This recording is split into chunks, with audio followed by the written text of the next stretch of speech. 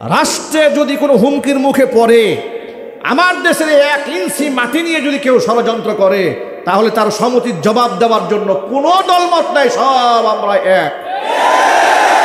আল্লাহর কোরআনের খাতিরে যেমন আমরা এক, আমরা রাষ্ট্রকে রক্ষা করার জন্য এক ছিলাম, এক আছি, ভবিষ্যতেও এক থাকবো। প্রস্তুত আছেন কিনা দু হাত দেখতে চাই। আমাদেরকে দুর্বল মনে করে দাঙ্গা যদি কেউ বাজাতে চায়, আমরা কিন্তু জবাব দিতেও ছাড় দেব না। এটা মনে করার কোনো কারণ নাই যে আমরা সংখ্যায় কম, ওদের সাথে কি পারবো নাকি। আরে বেটা, আমাদের তো ইতিহাস আছে। আমরা নিরস্ত্র 313 জন লড়াই করেছি 1000 সশস্ত্র যোদ্ধাদের সাথে।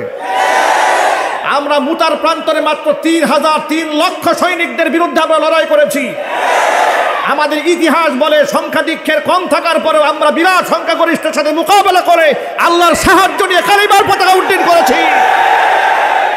এই ভারতের কোন এক পত্রিকার মধ্যে লিখেছে বাংলাদেশে হিন্দুরা নাকি শাখা সিঁদুর দিয়ে চলতে পারতেছে না। এটা একটা কথা। বলা হচ্ছে বাংলাদেশের সমুদ্রের নিচে অস্ত্রের গুদাম তৈরি করা হচ্ছে ভারতের সাথে যুদ্ধ করার জন্য। বলা হচ্ছে এদেশের জঙ্গিরা, আলেম ওলামারা কোনো ক্ষেত্রে কোনো আলেমের নাম ধরে পর্যন্ত টেলিভিশনে প্রচার করে প্রতিনিয়ত উস্কানিমূলক বক্তব্য এই জাতির উদ্দেশ্যে দেওয়া হচ্ছে। আজকে আমরা এই সিচুয়েশনে কেন পড়েছি, এর পেছনে একটা রহস্য আছে। সেই রহস্য হলো 1500 বছর আগে আল্লাহ তাআলা আমাদেরকে শত্রু এবং মিত্র চিনিয়ে দিয়েছেন। কে আমার বন্ধু, কে আমার শত্রু, এটা আল্লাহ সিদ্ধান্ত দিয়ে দিয়েছেন। আচ্ছা, আপনারা বলেন তো, যে সিদ্ধান্ত আল্লাহ নিয়েছেন সেই সিদ্ধান্তে ভুল হওয়ার কোনো সম্ভাবনা আছে?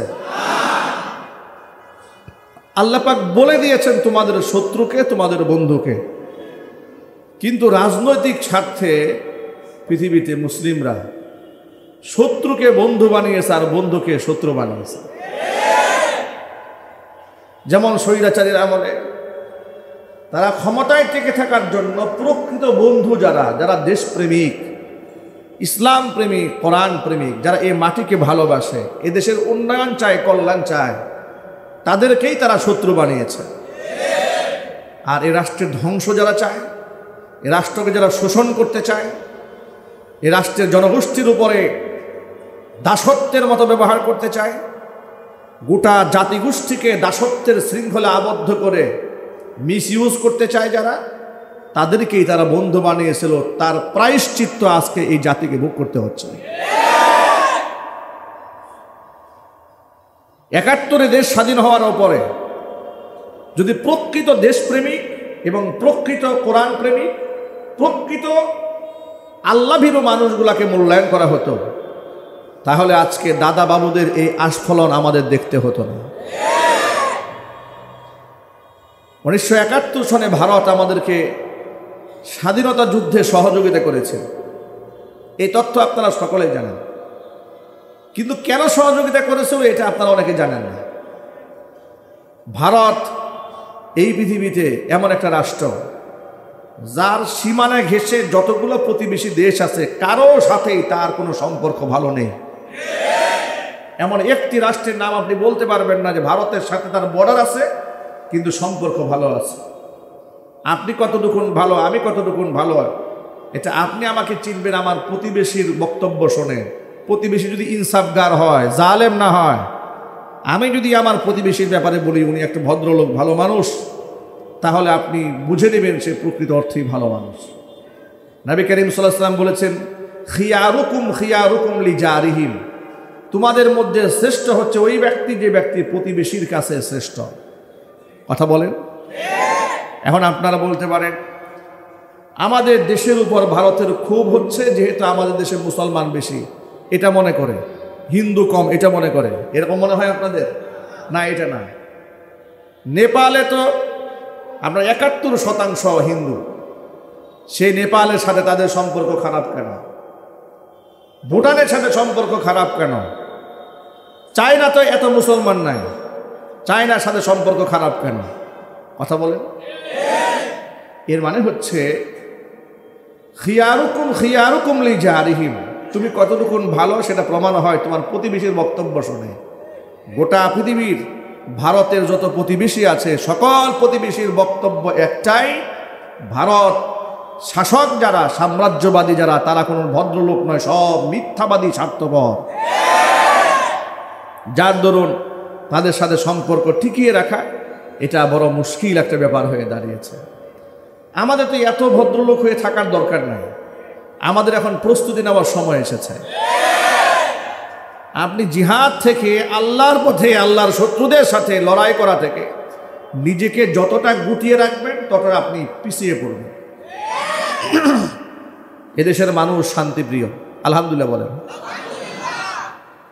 ভারতের সাধারণ জনগোষ্ঠী যারা, তাদের সাথে আমাদের কোনো হৃদয়ের দূরত্ব নাই, ওই ভূখণ্ডের সাথে আমাদের কোনো দূরত্ব নাই, বরং এই ভূখণ্ডে আমাদের অনেক কিছু আছে। কুতুব মিনার এটা আমাদের অর্জন, তাজমহল এটা আমাদের বানানো, শীষ মিনার আমাদের বানানো। কথা বলতে হবে, ঠিক কিনা বলে? মানে গোটা পৃথিবী থেকে ভারতবর্ষে মানুষ দেখতে যা আসে সব মুসলমানদের অবদান। ওরা কিছুই বানাতে পারে নাই, ওরা শুধু আবিষ্কার করেছে কিভাবে গোমূত্র পান করতে হয়। এগুলা ছাড়া এদের পৃথিবীতে আলোচনার কেন্দ্রবিন্দু হওয়ার মতো তেমন কোনো আবিষ্কার ওদের নেই, ঠিক কিনা জোরে বলে? পৃথিবীর যত কুসংস্কার আছে গোটা বিশ্ব পরিমণ্ডলে, সকল কুসংস্কার একত্রিত করলেও শুধু ভারতে হিন্দুদের যে কুসংস্কার আছে এর সমান হবে না। যত প্রকার কুসংস্কার আছে এর সব এরাই দুনিয়াব্যাপী ছড়িয়ে দিয়েছে। আমার প্রিয় বন্ধুগণ, তাহলে এই সমস্যার সমাধান কি? সমস্যার সমাধান কোরআন মাজিদের মধ্যে আল্লাহ পাক দান করেছেন। তোমার শত্রুকে, মিত্রকে আগে ডিসাইড করে দিলাম তোমাদেরকে। ইয়া আইয়ুহাল্লাযীনা আমানু লা তাত্তাখিযু আদুব্বি ওয়া আদুওয়াকুম আউলিয়া। ওই ইমানদারেরা, আমি আল্লাহর দুশ্মন যারা এবং তোমাদের দুশ্মন যারা, তাদেরকে তোমরা কখনো বন্ধুরূপে গ্রহণ করো না। বন্ধুরূপে গ্রহণ করলে তারা তোমাদের ছুরি মারবে, তাদেরকে যে পাত্রে খেতে দেবে সেই পাত্রই তারা ফুটো করে ফেলবে।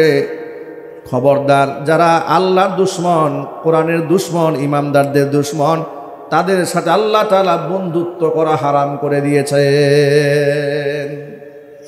আমাদের দেশেও যারা সাধারণ অমুসলিম, হিন্দু আছে, বৌদ্ধ আছে, খ্রিস্টান আছে, পাহাড়ি আছে, সাঁওতাল আছে, এদের সাথে আমাদের কোনো হৃদয়ের দূরত্ব নাই, দ্বন্দ্ব নাই।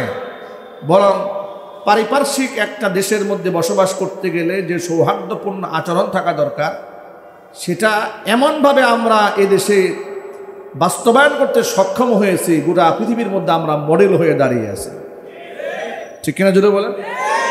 আমাদের দেশে হিন্দু লোকেরা দোকানে ব্যবসা বাণিজ্য করছে, অধিকাংশ মিষ্টির দোকান হিন্দুদের, স্বর্ণের দোকান অধিকাংশ তাদের। তারা নিরাপত্তার সাথে বছরের পর বছর এখানে বসবাস করছে, ব্যবসা বাণিজ্য পরিচালনা করছে, উঠা বসা করছে। আমাদের পারিবারিক প্রোগ্রামগুলোতে তারা আসতেছে, তাদের পারিবারিক প্রোগ্রামে আমরা যাচ্ছি। এভাবে একটা সৌহার্দ্যপূর্ণ একটা সম্পর্ক এদেশে হিন্দু, মুসলিম, বৌদ্ধ, খ্রিস্টানদের সাথে আছে, কোনো দূরত্ব নেই, দাঙ্গা নেই। কিন্তু হঠাৎ করে একটা জনগোষ্ঠীকে, সেটার নাম হচ্ছে ইসকন, এই ইসকনদেরকে হিন্দুদের ব্যানার দিয়ে নামিয়ে দিয়ে তারা মুসলিম এবং হিন্দু একটা দাঙ্গা বাঁধাইয়া দেওয়ার জন্য ষড়যন্ত্র চালাচ্ছে। এবং এই দেশে ইসলামের যে প্রভাব, এটাকে নষ্ট করে হিন্দুত্ববাদের প্রভাবকে কায়েম করার জন্য বিগত 16 বছরে স্বৈরাচারী হাসিনাকে হাতিয়ার বানিয়ে তারা চেষ্টা চালিয়েছে, যার দরুন বিগত জীবনে অসংখ্য সাধারণ হিন্দুদের মন্দির ইসকনের লোকেরা দখল করেছে, কিন্তু তারা কিছুই বলতে পারে না। ইসকন শুধু মুসলমানদের দুশ্মন নয়, এই কথাটা রেকর্ড হচ্ছে, অনেক হিন্দু লোকেরা কথাটা শুনবে। ইসকন এটা শুধু মুসলিমদের শত্রু নয়, ওরা হিন্দুদেরও শত্রু। অসংখ্য হিন্দুদের মন্দির তারা দখল করেছে। যখন অ্যাডভোকেট সাইফুল ইসলামকে হত্যা করা হলো চিটাগাঙে, গোটা বাংলাদেশে যখন ইসকনকে চিরুনি অভিযান চালানো হলো, তখন তারা ফরিদপুরের যে ইসকন সদস্যরা সাধারণ হিন্দুদের মন্দির দখল করে ফেলেছিল, হিন্দুরা ইসকন সদস্যদেরকে ঘাড় ধাক্কা দিয়ে মন্দির থেকে তাড়িয়ে দিয়েছে।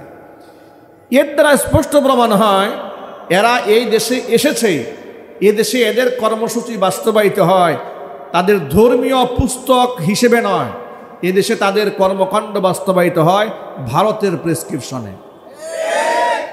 যার দরুন স্বৈরাচারী হাসিনার পতনের পরেও নরেন্দ্র মোদী এত কষ্ট পায় নাই যত বেশি কষ্ট পেয়েছে তাদের তথাকথিত প্রভু চিন্ময় কৃষ্ণ দাসকে গ্রেফতার করার পর।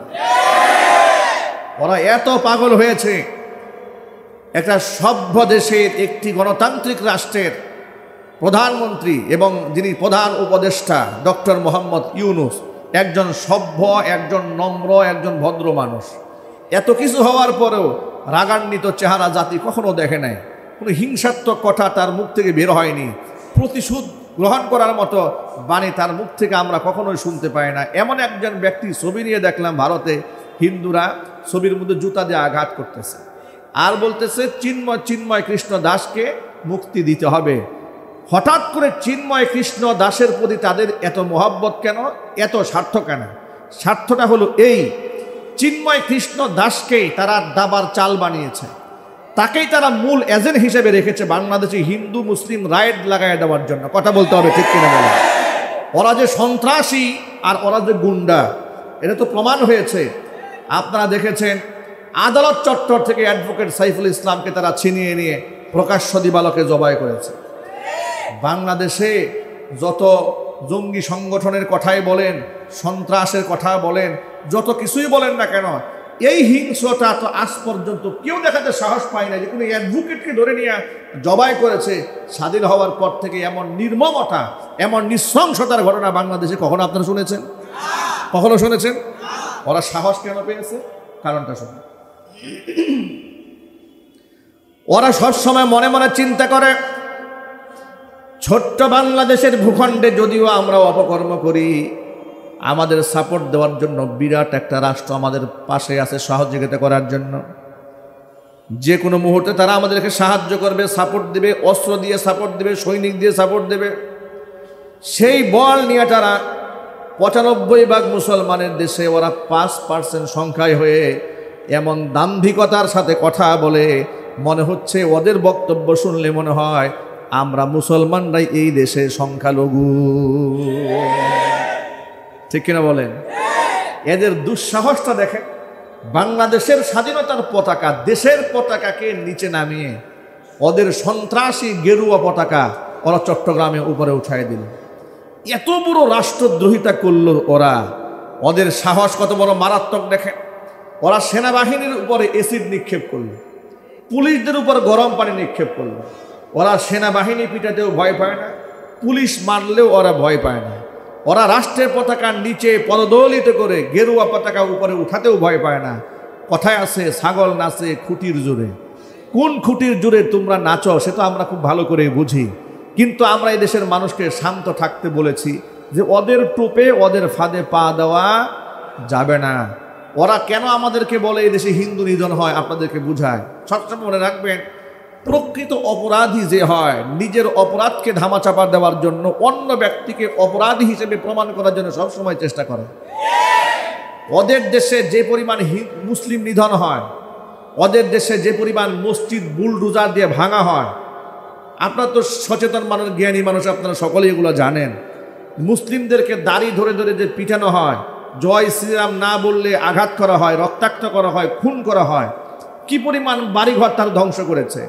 আপনারা তো শুধুমাত্র ওই বাবরি মসজিদের খবর জানেন যে বাবরি মসজিদটা ভেঙে দেওয়া হয়েছে। বাবরি মসজিদের আশেপাশে গুজরাটের কয়েক শত মসজিদ বুলডোজার দিয়ে ভেঙে দিয়েছে। আলোচনায় আসে না কেন? ওগুলো আলোচিত মসজিদ নয় এই জন্য, যেহেতু বাবরি মসজিদ ১৯৯২ সন থেকে বিরাট একটা ঐতিহাসিক আন্দোলন চলছে এটা নিয়ে, এটার খবর আপনারা সকলেই জানেন। আপনার ভিতরগত তথ্য নিয়ে দেখেন, ওরা শত শত মসজিদ ভেঙে দিয়েছে। ওরা মুসলমানদের সাথে দাঙ্গা লাগাই দেওয়ার জন্য মসজিদের সামনে এসে ঢুল তবলা বাজিয়ে পূজার অর্চনা করছে, যাতে করে মুসলমানরা ক্ষিপ্ত হয়ে ওদেরকে ধরতে যায়। সংখ্যায় ওরা বেশি, মুসলমানদেরকে কুচুকাটা করতে পারে। এইভাবে সংখ্যালঘুদের উপর নির্যাতন যারা চালায়, মসজিদ ভেঙে মন্দির যারা বানায়, মুসলিম নিধন যারা করে, তারা আমাদেরকে সাম্প্রদায়িক সম্প্রীতি শোনায়। আমরা স্পষ্ট বার্তা জানিয়ে দেই, সাম্প্রদায়িক সম্প্রীতি কিভাবে বজায় রাখতে হয় এটা যদি গোমূত্র পানকারীদের শিখতে হয়, তাহলে বাংলাদেশে ভিক্ষুকের মতো, এতিমের মতো তাকিয়ে থাকতে হবে।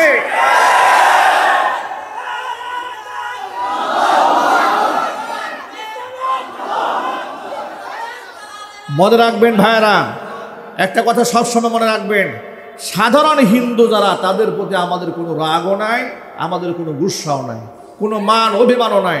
তাদের দোকানপাট ভাঙবেন, মন্দিরে হামলা করবেন, তাদের সাথে লেনদেন বন্ধ হয়ে যাবে না? ওদের সাথে লেনদেন বন্ধ হবে না, লেনদেন বন্ধ হবে সাম্রাজ্যবাদীদের সাথে। কথা বলেন, সাম্রাজ্যবাদীদের সাথে আমাদের লেনদেন বন্ধ হয়ে যাবে।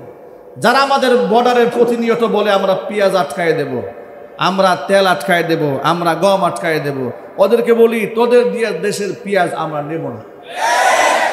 ঠিক না বলে? ওরা মনে করেছে যে ওরা পেঁয়াজ আটকায় দেবে।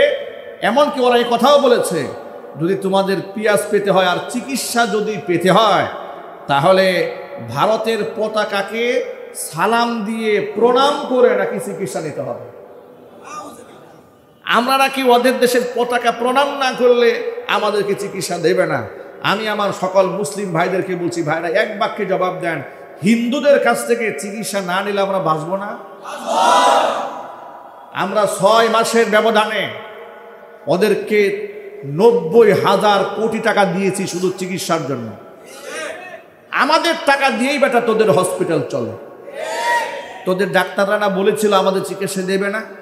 মাত্র 10-20 দিন এ কথা বলেছে যে চিকিৎসা দেব না, পরে গিয়ে দেখে বউ না খেয়ে থাকে, ছেলে পেলেও না খেয়ে থাকে। এখন আবার নিজেরাই বলতেছে না না আসেন আসেন চিকিৎসা দেব। আরে বেটা, তোদের চিকিৎসা আমরা নেব না। আমরা প্রয়োজনে বিনা চিকিৎসায় মরে গেলেও তোদের মতো নিকৃষ্ট ডাক্তারদের কাছ থেকে আমরা চিকিৎসা গ্রহণ করব না। তো কি হয়েছে আমাদের এদেশের মুসলমানদের? কি হয়েছে? এমন দায় কি ঠেকা পড়েছে যে মুশরিকদের কাছ থেকে নমনীয় প্রকাশ করে আমাদের চিকিৎসা গ্রহণ করতে হবে? মুসলিম ভাইরা আমার, আমরা শান্তিপ্রিয়, দাঙ্গা আমরা চাই না, কিন্তু আমাদেরকে দুর্বল মনে করে দাঙ্গা যদি কেউ বাজাতে চায়, আমরা কিন্তু জবাব দিতেও ছাড় দেব না। এটা মনে করার কোনো কারণ নাই যে আমরা সংখ্যায় কম, ওদের সাথে কি পারবো নাকি? আরে বেটা, আমাদের তো ইতিহাস আছে। আমরা নিরস্ত্র 313 জন লড়াই করেছি 1000 সশস্ত্র যোদ্ধাদের সাথে। আমরা মুতার প্রান্তরে মাত্র 3 লক্ষ সৈনিকদের বিরুদ্ধে আমরা লড়াই করেছি। আমাদের ইতিহাস বলে সংখ্যাধিক্যের কম থাকার পরেও আমরা বিরাট সংখ্যাগরিষ্ঠের সাথে মোকাবেলা করে আল্লাহর সাহায্য নিয়ে কালিমার পতাকা উড্ডীন করেছি।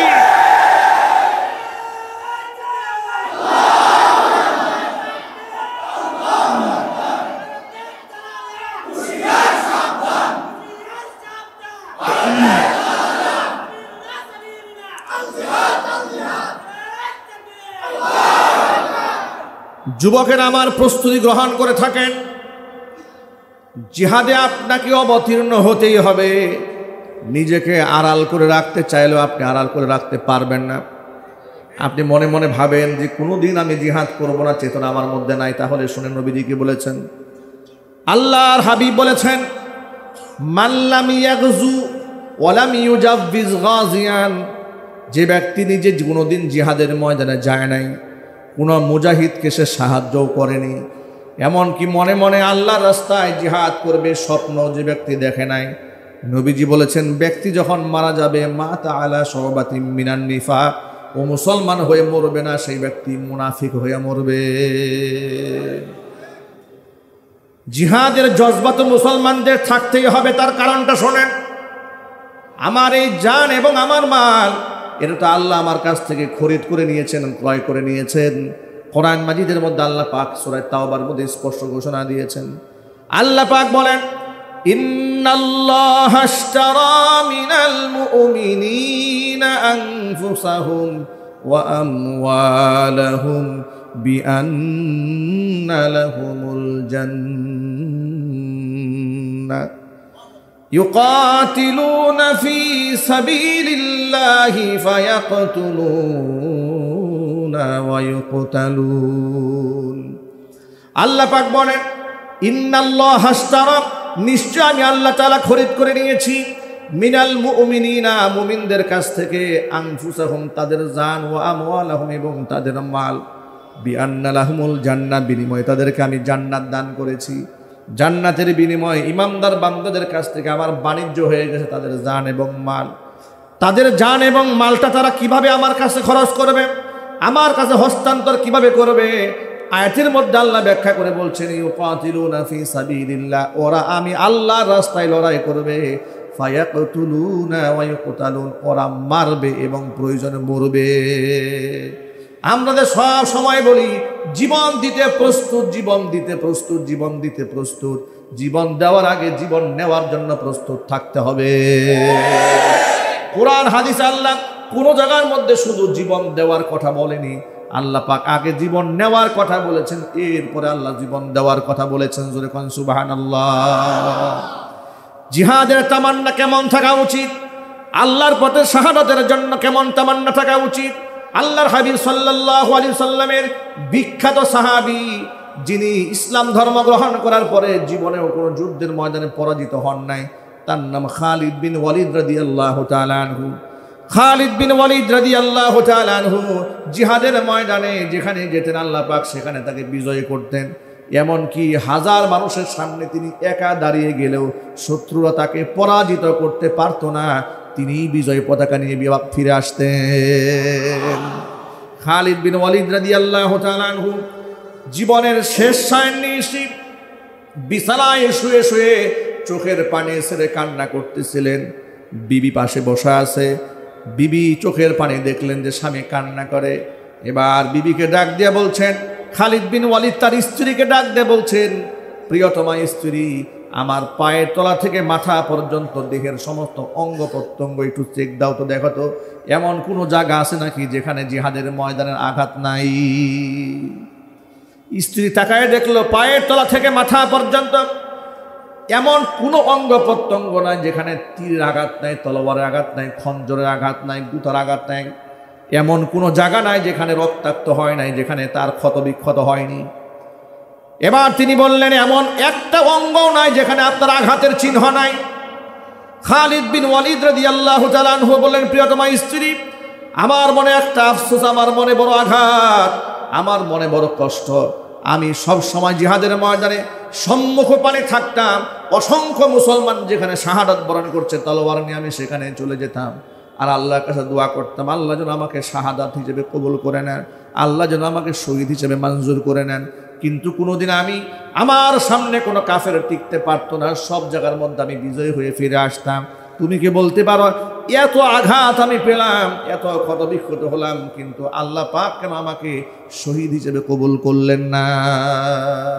জীবনের শেষ মুহূর্তে এসে বৃদ্ধ বয়সে আক্রান্ত হয়ে দুঃখে দুঃখে আমি মারা যাচ্ছি, অথচ আমি তো এভাবে বিছানায় কাতরিয়ে মরতে চাই নাই, আমি তো আল্লাহর পথে শহীদ হতে চেয়েছিলাম। তিনি স্ত্রীর কাছে দুঃখ করে কথাটা বললেন। স্ত্রী এক ঐতিহাসিক জবাব দিলেন, কারণ স্বামী যেমন স্ত্রী তো তেমনই হবেন, এমন একটা ঐতিহাসিক জবাব তখন স্ত্রী দিলেন।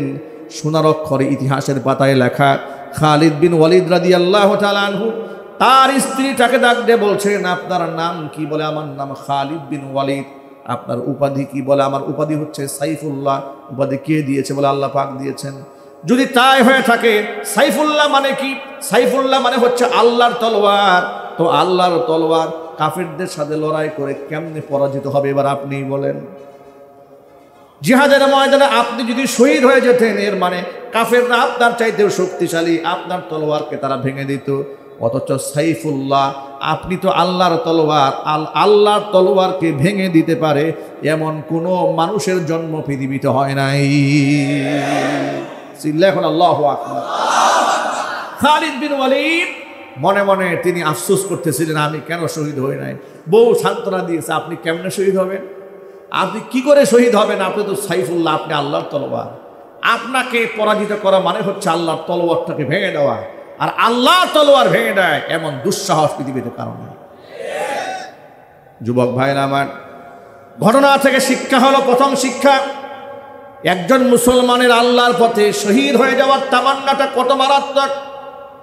আল্লাহর নবী নিজে আল্লাহকে ডেকে বলেছেন, আমার মনে চায় আমি আল্লাহর পথে শহীদ হয়ে যাই, এরপরে আবার আমি জিন্দা হই, আবার শহীদ হই, আবার জিন্দা হই, আবার শহীদ হই, আবার জিন্দা হই। ওমর ইবনুল খাত্তাব রাদিয়াল্লাহু তাআলা আনহু আল্লাহর কাছে এই কথা বলে সব সময় দোয়া করতেন, আল্লাহুম্মা রযুকনি শাহাদাতান ফি সাবিলিক ওয়াজআল মাউতি ফি বালাদি রাসূলিক। আল্লাহ তাআলা আল্লাহুম্মা রযুকনি শাহাদাতান ফি সাবিলিক, আল্লাহ তোমার পথে আমাকে তুমি শহীদ হিসেবে মঞ্জুর করো, আমার মৃত্যু তুমি তোমার নবীর দেশে দান করো। আল্লাহর কাছে দোয়া মঞ্জুর হয়েছে, তিনি শহীদ হয়েছেন এবং নবীজি সাল্লাল্লাহু আলাইহি ওয়াসাল্লামের পাশেই তিনি আজও শুয়ে আছেন। জোরে জোরে বলেন সুবহানাল্লাহ। আমার প্রিয় মুসলিম ভাইরা, এই কোরআনে 500-এর উপরে জিহাদের আয়াত আছে, অথচ বিগত 16 বছরে জিহাদ এই শব্দটা বললে আমাদেরকে তকমা দেওয়া হতো মৌলবাদ, আমাদেরকে তকমা দেওয়া হতো জঙ্গিবাদ। আমাদের মাদ্রাসাগুলোর মধ্যে গরু জবাই করার ছুরি থাকলেও আমাদেরকে মৌলবাদী সন্ত্রাসী হিসেবে পত্রিকার মধ্যে উঠাইয়া দেওয়া হতো। অথচ ইসকনের এক একটা মন্দিরের মধ্যে আপনি যদি ঢুকেন, এক একটা মন্দিরের মধ্যে এই পরিমাণ দেশি বিদেশি অস্ত্র আছে। অস্ত্র দেখে মনে হয় না এটা কোনো মন্দির ইবাদতখানা, দেখেই মনে হবে এটা সন্ত্রাসীদের আড্ডাখানা। ওরা গোটা দুনিয়াবাসীকে ধোঁকা দিয়ে বোকা বানাচ্ছে। ওরা বলে আমরা বিবাহ করি না, আমরা নিজেকে আত্মসংযম করি। অথচ এই ইসকনের প্রধান যিনি চিন্ময় কৃষ্ণ দাস, তার বিরুদ্ধে একাধিক ছোট্ট ছোট্ট নাবালেগ বাচ্চাদের অভিযোগ আছে, তারা তাদেরকে বলাৎকার করেছে। বলাৎকার করার কারণে এই চিন্ময় কৃষ্ণ দাসকে মন্দির থেকে তারা ঘাট ধাক্কা দিয়ে বের করে দিয়েছে। বিবাহ করে না কিন্তু বলাৎকার করে। মনে রাখবেন, এই পৃথিবীতে একমাত্র প্রাকৃতিক ধর্ম, ভারসাম্যপূর্ণ ধর্মের নাম হচ্ছে ইসলাম, যেখানে ইসলাম বাস্তবতাকে স্বীকার করে নিয়েছে। কারণ ইসলাম এসেছে কার কাছ থেকে? যদি বলেন কার কাছ থেকে এসছে? যেহেতু ইসলাম আল্লাহর কাছ থেকে এসেছে, তো আল্লাহর সৃষ্টি মানুষ কোন আমলে, কোন আখলাকে, কোন চরিত্রে, কোন ব্যবহারে ভালো থাকবে সেটা আল্লাহর জানা আছে না? আল্লাহ পাক বিবাহকে রসুলের সুন্নাহ বানিয়ে দিয়েছেন। চিল্লায় এখন সুবহানাল্লাহ। তারা বলেছে বিবাহ না করলে নাকি মহামানব হওয়া যায়। আরে বাবা, এই পৃথিবীতে আল্লাহর নবীর চাইতে বড় মহামানব আর আছে নাকি? আরো চিৎকার দিয়ে বলেন আছে। তিনি বিবাহ করেছেন, সংসার করেছেন, বাচ্চা কাচ্চা জন্ম দিয়েছেন, আবার জিহাদ করেছেন, বাজার করেছেন, সব করেছেন। মানবীয় জীবনে যত কিছু করার প্রয়োজন হয় সব কিছু বাস্তবিক অর্থে করে প্রমাণ করেছেন মানুষের কেমন জীবন যাপন করা উচিত। ঠিক কিনা বলেন?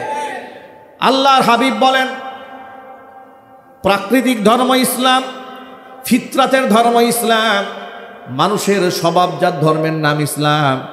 কেমন? আমি একটু ছোট্ট করে উদাহরণ দিই। আপনারা বলেন তো, যদি আপনার টয়লেটের প্রয়োজন হয়, যদি আপনার ইস্তিনজার প্রয়োজন হয়, এটা কি ওয়াজ নসিহত করে বন্ধ করে রাখা সম্ভব? জোরে বলেন। আচ্ছা, কেউ যদি বলে যে আপনি এখন পেশাবে চাপ আসছে, বুটবাজারে খদিব সাহেব মসজিদের মিম্বার থেকে খুব বয়ান দিয়েছে, যদি পেশাব করেন তো কবিরা গুনাহ হবে, আর যদি পেশাব না করেন তাহলে আপনি মহামানব হয়ে যাবেন। কি বলেন? মহামানব হওয়ার জন্য পেশাব আটকায় রাখবেন? এটা আপনি পারবেন না? পারবেন না। অনুরূপভাবে মানুষের যে জৈবিক চাহিদা, একটা পুরুষের গায়ে যে হরমোন থাকে, নারীর প্রতি যে আকর্ষণটা থাকে, এটা তার ফিতরাতান, এটা সৃষ্টিগত। এটাকে আপনি দামায় রাখতে পারবেন না, আটকে রাখতে পারবেন না। আপনার দেহের অঙ্গ প্রত্যঙ্গের একটা বয়সের চূড়ান্ত সীমানায় যাওয়ার পরে অটোমেটিক চেঞ্জ হয়ে আসে। আপনার গলার কণ্ঠের আওয়াজ চেঞ্জ হবে, শারীরিক অবকাঠামো চেঞ্জ হবে, আপনার অঙ্গ প্রত্যঙ্গের চেঞ্জ আসবে। কথা বলেন ঠিক কিনা বলেন? এটা আসার পরে এটার সুন্নাহ পদ্ধতি কি? বিবাহের মাধ্যমে গোটা দুনিয়ার মধ্যে মানুষ একটা ভারসাম্য সম্ভ্রম একটা জীবন যাপন করবে। কিন্তু যারা বলেছে বিবাহ করা যাবে না, তারা সাধু সন্ন্যাসী জীবনযাপন করবে, এদের চরিত্র আপনি যদি গুগলও সার্চ করেন, গোটা পৃথিবীর মধ্যে সবচেয়ে নিকৃষ্ট চরিত্রে তারা হয়েছে যারা বিবাহ করে নাই। যারা বিবাহ করেছে তারাই আত্মসংযমী হয়েছে। যারা বলেছে আমরা এই সমস্ত যৌন আকাঙ্ক্ষার দিকে আমরা যাই না, ওরা স্ত্রীর কাছে যায় না, ওরা ছোট ছোট বাচ্চাদের কাছে যায়। ঠিক কিনা যদি বলেন? এমন একটা লম্পট ব্যক্তির জন্য ভারতে আমাদের দেশের ভাবমূর্তি ক্ষুণ্ণ হবে, আর আমাদের দেশে এমন একটা সন্ত্রাসী গুন্ডার বিচার হবে না, তা তো আমরা মানতে পারি না। ডক্টর মোহাম্মদ ইউনূস, তাকে আমরা ধন্যবাদ জানাই। তিনি একটা যুগান্তকারী পদক্ষেপ গ্রহণ করেছেন। বাংলাদেশের স্বাধীনতার পর থেকে কোনো রাষ্ট্রপ্রধান এমন ব্রিলিয়ান্ট সিদ্ধান্ত গ্রহণ করে নাই বুদ্ধিভিত্তিক সিদ্ধান্ত যেটা ডক্টর মোহাম্মদ ইউনূস গ্রহণ করেছে। কি করেছে দেখে, স্বাধীনতার পর থেকে কোনো রাষ্ট্রপ্রধান দেশের মধ্যে যত বড় ক্রাইসিস মোমেন্টে আসুক না কেন, তারা পরামর্শ করেছে কাদের সাথে? তার পাশে কে আছে তার সাথে, যারা ভালো তেল মারতে পারে তার সাথে, যারা তেলের ডিপো খুলতে পারে তার সাথে পরামর্শ করেছে দালালদের সাথে। কথা বলেন ঠিক কিনা? যার দরুন সমস্যার সমাধান হয় নাই। গতকাল এবং পরশুদিন তিনি কি করলেন? দেশের প্রধান প্রধান রাজনৈতিক দলের যারা মুখপাত্র তাদেরকে ডাকলেন, ওপেনে সামনাসামনি বসলেন, যে আপনারা সিদ্ধান্ত দেন, আপনারা মতামত ব্যক্ত করেন। সকলের মতামত তিনি শুনলেন, শ্রদ্ধা করলেন। সকল ঘরানার রাজনীতিবিদদেরকে এক কাতারে বসাইয়া নাস্তা পানি খাওয়ালেন। সুবহানাল্লাহ বলে একটা মিল মোহাব্বত হলো, একটা সেতু বন্ধন হলো, ঐক্যে যেন ফাটল না হয়, ঐক্য বিনষ্ট না হয়, একত্রিত করলেন। গেল গত পরশুদিনের ব্যাপার। গতকালকে দেশের শীর্ষস্থানীয় আলেম ওলামা, হেফাজুল ইসলামের পক্ষ থেকে, এরপরে চরমনাই ইসলামী আন্দোলনের পক্ষ থেকে, জামাত ইসলামের পক্ষ থেকে, আগে রাজনীতিবিদরা গিয়েছে, গতকালকে গিয়েছে ধর্মগুরুরা, বিভিন্ন ধর্মের অনুশাসনে যাদেরকে মানুষ মানে শ্রদ্ধা করে, শেখ আহমদুল্লাহ হাফিজাহুল্লাহ, মুফতি আব্দুল মালিক হাফিজাহুল্লাহ, হ্যাঁ, ডক্টর আফম খালেদ হোসেনের নেতৃত্বে এতগুলো মানুষ প্রধান উপদেষ্টার সামনে আলেমরা সরাসরি বসেছে। অথচ দেখেন, এই দেশের রাষ্ট্রের শিক্ষা সিলেবাসের যে প্রণয়ন করা হয় গত স্বৈরাচারীর আমলে, আলেমরা শেখ হাসিনার সাথে সরাসরি বৈঠক করার জন্য কতবার অ্যাপ্লিকেশন করেছে, কতবার দরখাস্ত করেছে যে আমরা প্রাইম মিনিস্টারের সাথে এই বিষয়টা বসবো। তাদের পিছনে, তাদের আমলাদের পিছনে দৌড়াতে দৌড়াতে ঘুরতে ঘুরতে ঘুরতে ঘুরতে জিন্দিগি সারা তারাই দেখা করতে পারবে যারা শেখ হাসিনার পাঁচারা গোলাম, তারা এছাড়া কেউ দেখা করতে পারবে না। ডক্টর মোহাম্মদ কি এটা বলেছে যে আমাকে যারা সমর্থন করেন তারা আসেন, যারা সমর্থন করবেন না তারা আসবেন না, এরকম বলেছে না। আহলে হাদিসের পক্ষ থেকে একজন গিয়েছে, উলামা ইকরামের পক্ষ থেকে মুখপাত্র তারা গিয়েছে, বিভিন্ন ঘটনা, এমনকি হিন্দু ধর্ম থেকে আসছে, খ্রিস্টান ধর্ম থেকে আসছে, বৌদ্ধ ধর্ম থেকে আসছে, পাহাড়িদের পক্ষ থেকে আসছে। এ ধরনের সব ধর্মগুরুদেরকে নিয়ে ফেস টু ফেস সামনাসামনি বসেছে, তাদের বক্তব্য শুনেছে, তিনি মূল্যায়ন করেছেন। এমন একটা যুগান্তকারী সিদ্ধান্ত যার মাথা থেকে আসে, তিনি তো বড় ঠান্ডা মাথার খেলোয়াড়। কথা বলেন, ভারত তো এমনি পাগল হয় নাই, পাগল হওয়ার কয়েকটা কারণ আছে। আপনাদেরকে বলি কেন পাগল হয়েছে। পাগল হয়েছে বিগত স্বৈরাচারের আমলে স্বৈরাচারীকে ক্ষমতায় বসাবার লোভ দেখিয়ে দেশ থেকে ভারতের সুবিধা যা আছে সব তারা হাতিয়ে নিয়েছে। এমনকি আমাদের উত্তরবঙ্গের লালমনিরহাটে, সেখানে বিরাট এলাকা জুড়ে সেই 47-এর দেশ ভাগ হওয়ার আগে থেকে, ব্রিটিশ আমল থেকেই সেখানে একটা বিমান ঘাঁটি ছিল, বিরাট বড় বিমান ঘাঁটি। স্বাধীনতার পর থেকে, দেশ স্বাধীন হওয়ার পরে ওই বিমান ঘাঁটি এ দেশের রাষ্ট্রনায়করা চালু করার চেষ্টা করেছিলেন, কিন্তু ভারত বলেছে না, এটা আমাদের যেহেতু সীমানা ঘেঁষা, ওখানে যদি বাংলাদেশের বিমান ঘাঁটি হয়ে যায় তাহলে আমাদের জন্য ঝুঁকি হয়। ভারতের স্বার্থে বাংলাদেশের বিমান ঘাঁটি চালু করা হয় নাই। শেখ হাসিনাও সেখানে বিমান ঘাঁটি চালু করে নাই, কারণ সেটা তাদের স্বার্থটা আগে দেখেছে। কেন বলেছে না, ভারতকে আমরা যা দিয়েছি ভারত কোনো দিন ভুলতে পারবে না, বলে নাই? বলেছে। তাকে ধরে এনে রিমান্ডে দিয়ে জিজ্ঞেস করা উচিত, কি কি দিয়েছে জাতির সামনে বল, ঠিক না? বলে তাকে রিমান্ডে নেওয়ার দরকার আছে না নাই? এবার শোনেন, সেই বিমান ঘাঁটিতে, যে বিমান ঘাঁটি শেখ হাসিনা বাস্তবায়ন করে নাই ভারতের স্বার্থে, ডক্টর মোহাম্মদ ইউনূস ক্ষমতায় সেই বিমানবন্দরের ঘাঁটিতে প্রথম কাজ শুরু করছে। আরে বাবা, মাথা তো এমনি নষ্ট হয় নাই, পাগল কি আর এমনি হয়েছে? পাগল হয় নাই। মনে রাখা উচিত, নরেন্দ্র মোদী সাহেব, আপনি হচ্ছেন চা বিক্রেতা আর ডক্টর ইউনূস হচ্ছেন নোবেল বিজয়ী। ডক্টর ইউনূসের কথাগুলো শুনবেন। এই 80 থেকে 86 বছর বয়সে বৃদ্ধ মানুষটি যে কি ব্রিলিয়ান্ট উচ্চারণ করেন, যতগুলো দেশের নাম, যতগুলো রাষ্ট্রের নাম উনি অবলীলায় বলেন, এত কাপ চাও সে জীবনে বিক্রি করে নাই, ঠিক কিনা বলেন? এমন একজন মেধাবী মানুষ তিনি, তার সাথে আপনি খেলতে আসছেন। অপেক্ষা করেন, অপেক্ষা করেন। আপনি তো দাঙ্গা বাজাতে চেয়েছিলেন, আপনি দাঙ্গা বাজাতে এসে দেখলেন ডক্টর মোহাম্মদ ইউনূস আলেম, পীর, বুজুর্গ, হিন্দু, বৌদ্ধ, খ্রিস্টান সব এক বানায় ফেলছে। আলহামদুলিল্লাহ বলবেন না? আল্লাহু আকবার বলেন। আমি আপনাদেরকে একটা উদাত্ত আহ্বান জানাই, আমাদের মধ্যে রাজনৈতিক বিভাজন থাকতে পারে, মতানৈক্য থাকতে পারে, দুইটা ব্যাপারে আমাদের কোনো মতামত নাই, আমরা সব এক। কয় ব্যাপারে? এক হচ্ছে কোরআন এবং সুন্নাহর ব্যাপারে, আল্লাহ এবং রসুলের ব্যাপারে, আল্লাহর বিধানের ব্যাপারে কোনো ঐক্যমত্য নাই, কোনো বিভাজন নাই। অনুরূপভাবে স্বাধীনতা সার্বভৌমত্ব রক্ষায় রাষ্ট্রে যদি কোনো হুমকির মুখে পড়ে, আমার দেশের 1 ইঞ্চি মাটি নিয়ে যদি কেউ ষড়যন্ত্র করে, তাহলে তার সম্মতির জবাব দেওয়ার জন্য কোনো দলমত নাই, সব আমরা এক। আল্লাহর কোরআনের খাতিরে যেমন আমরা এক, আমরা রাষ্ট্রকে রক্ষা করার জন্য এক ছিলাম, এক আছি, ভবিষ্যতেও এক থাকবো। প্রস্তুত আছেন কিনা? দু হাত দেখতে চাই।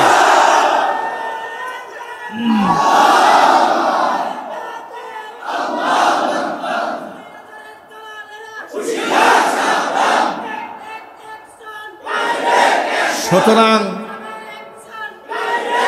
কোনো গেম খেলে এদেশের মানুষের সাথে পারা যাবে না ইনশাআল্লাহ। বলেন ইনশাআল্লাহ। ওদিন দেখলাম বর্ডারে ইসকনের সদস্যরা জোর করে বাংলাদেশে এসে পড়ে। কি দেখেন আপনারা? পাগলামিতে একটা সীমা থাকা উচিত। এগুলো কেমন অসভ্য, এগুলো কোন লেভেলের বেয়াদব, ঠিক কিনা বলেন? এগুলো আমি এই জন্য আমার ভাষায় অনেক সময় বলেছি, পান করে তো গোমূত্র, বিবেক বুদ্ধি আর থাকবে কি, ঠিক কিনা ভাই? ওরা আমাদেরকে হুমকি দেয়। আমি এই জন্য বলেছি, মুদ খাওয়া জাতি দুধ খাওয়া জাতিকে হুমকি দেয়। কি হাস্যকর ব্যাপার একটা, ঠিক কিনা বলেন? আমি সরকার মহোদয়কে বলবো, বর্ডার ঘাটের থেকে আবার যদি জোর করে ঢুকতে চায় বিনা ভিসায়, আপনারা ঢুকাই দেন। কথা বলেন, আপনারা বাধা দেন না, আল্লাহর ওয়াস্তে বাধা দেন না, খালি ঢুকাই দেন। আমরা কেসি নিয়ে বসে দিচ্ছি, আকাটা তো সব নুনু কাইটা মুসলমান বানাই দেব, ছাড় দেওয়া হবে না একটাকেও। ওরা আমাদেরকে দুর্বল মনে করে যে আমরা ছোট্ট বাংলাদেশ। আরে বেটা, আমাদেরকে ছোট মনে করো না। ইসলামের ইতিহাস পরাজয়ের ইতিহাস না, ইসলামের ইতিহাস বিজয় ছিনিয়ে আনার ইতিহাস। কারণ এই মুসলমানরা মরলেও তাদের যেটা আছে, তারা যদি বেঁচেও যায় তারপরেও তার লস নাই। সে যদি বাঁচে সে গাজী হবে, যদি সেই ব্যক্তি জীবনটা দিয়ে দেয় সেই ব্যক্তি শহীদ হবে। চিল্লাকান সুবহানাল্লাহ। আল্লাহর পথে শহীদ যারা হয় তাদের কোনো ভয় নাই, বিনা হিসেবে আল্লাহ তাআলা তাদের জান্নাত দান করে দিবেন। আল্লাহ পাক তাদের ব্যাপারে কি বলেছেন কোরআন মাজিদে শোনেন। বিখ্যাত সাহাবী জাবের ইবনে আব্দুল্লাহ রাদিয়াল্লাহু তাআলা আনহু, হযরতে জাবের রাদিয়াল্লাহু তাআলা আনহু তিনি উহুদের ময়দানে যান নাই, তার পেছনে কারণ তার পিতা আব্দুল্লাহ তার 9টা কন্যার দায়িত্ব জাবের উপর চাপাই দিয়ে তার বাবা চলে গিয়েছিল জিহাদে। পিতা জিহাদে গিয়ে শহীদ হলেন। হযরতে জাবেরের মনটা খুব ভার হয়ে আছে, মন খুব খারাপ। বাবা শাহাদাত বরণ করেছেন। নবীজি সাল্লাল্লাহু আলাইহি ওয়াসাল্লাম বুঝতে পারলেন। নবীজি সাল্লাল্লাহু আলাইহি ওয়াসাল্লাম জাবের রাদিয়াল্লাহু তাআলা আনহুকে ডেকে বলছেন যে, জাবের, তোমার পিতার শাহাদাতের পর আল্লাহর সাথে তোমার বাবার কি কথোপকথন হয়েছে সেটা কি তুমি জানো? জাবের বললেন, আল্লাহু ওয়া রাসূলুহু আ'লাম। আমি কেমনে বলবো, বিষয়টা আল্লাহ এবং তার রাসূলই ভালো জানেন।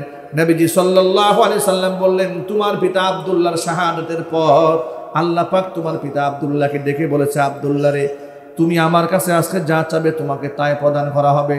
তোমার পিতা আব্দুল্লাহ আল্লাহকে ডেকে বলল, রব্বুল আলামিন, তুমি যেহেতু আমাকে চাওয়ার সুযোগ করে দিয়েছো, তেমন কিছু চাই না, শুধু একটা বারের জন্য দুনিয়াটা আমাকে আরেকবার পাঠাইয়া দাও। কারণ শাহাদাতের যে এত সম্মান, এত মর্যাদা, এটা তো আগে জানতাম না।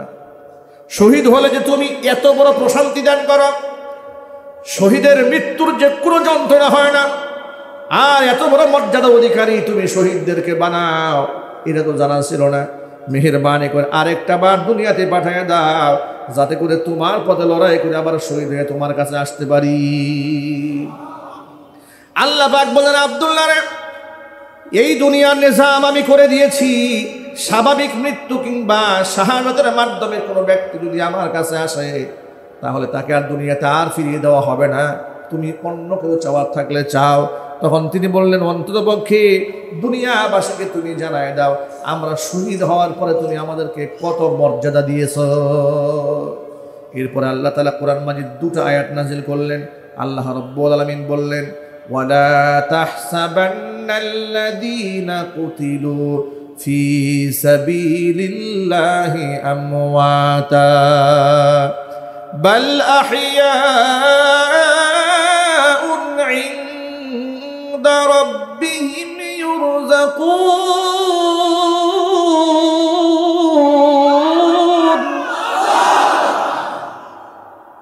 فرحين بما آتاهم الله من فضله ويستبشرون بالذين لم يلحقوا بهم من خلفهم ألا خوف عليهم ولا هم يحزنون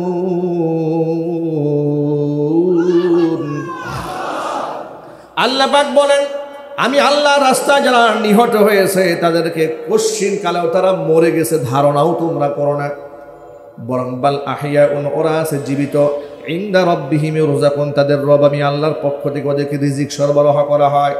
ফারিহিনা বিমা আতাহুমুল্লাহু মিন ফাদলিহি আমি আল্লাহ তাআলা তাদেরকে যে নিয়ামত দান করেছি নিয়ামত নিয়ে তারা বড়ই খুশি আছে।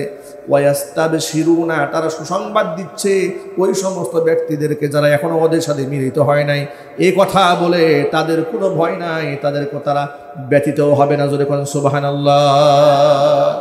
আয়াত দ্বারা প্রমাণ হয়ে গেল শহীদরা মরে না, শহীদরা জিন্দা হয়ে যায়। আমার ভাইয়েরা, এই জন্য সকল যুবক এবং তরুণদের প্রতি আমাদের উদাত্ত আহ্বান, 5 ওয়াক্ত নামাজ বা জামাত মসজিদে আদায় করব, সুন্নাহ ভিত্তিক জীবনযাপন করব, হক হালাল মতো বেঁচে চলব, হারাম বর্জন করব, হালাল মতো জীবনযাপন করব, সুদ ঘুষ জিনা ব্যভিচারকে আমরা প্রত্যাহার করব। আল্লাহ যেন কবুল করেন, জোরে কোন আমিন। এবং মনে মনে আল্লাহ যদি কোনোদিন সুযোগ দেন ইসলামের জন্য, রাষ্ট্রের জন্য, ধর্মের জন্য যদি জিহাদ করার মোমেন্ট আসে, যদি ওলামাদের পক্ষ থেকে ডাক আসে, রাষ্ট্রপ্রধানের পক্ষ থেকে ডাক আসে, কুফফারদের বিরুদ্ধে গজওয়াতুল হিন্দে ঝাঁপিয়ে পড়ার জন্য প্রস্তুত আছেন না নাই?